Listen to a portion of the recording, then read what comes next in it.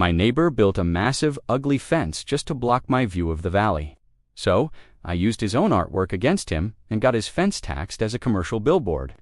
I live on a hill with a beautiful view. My neighbor below me, a guy named Ted, hated that I could see into his backyard.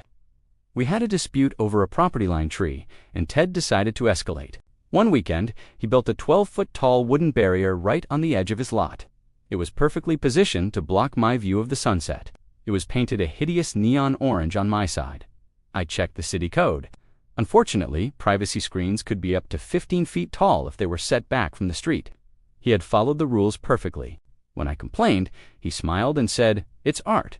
I call it the wall of privacy. Get used to it." Art.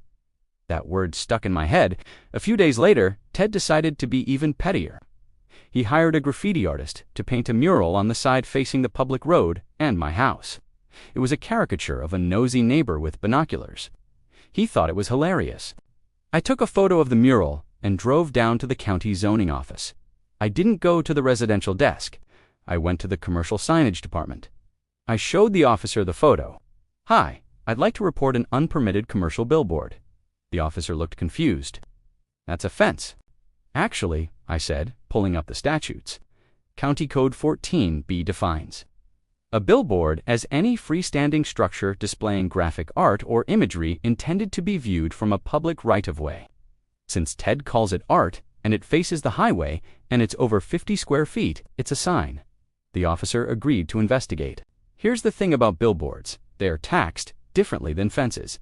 A fence is part of your property tax. A billboard is a commercial structure that requires a $5,000 annual permit and is taxed at a commercial business rate. 2 weeks later, Ted got a letter from the county. They weren't asking him to take it down. They were demanding $5,000 for the permit and $2,500 in back taxes for operating an unlicensed advertising structure. Ted tried to argue it was just a fence. The county replied, "Fences are uniform in color. Structures with murals are signage." He had two choices: pay $7,500 a year to keep his spite wall, or paint it a neutral color and cut it down to the standard 6-foot height. He cut it down the next weekend. I sat on my deck, watching the sunset return, enjoying the view of his defeat. If you love seeing petty neighbors pay up, hit like and subscribe.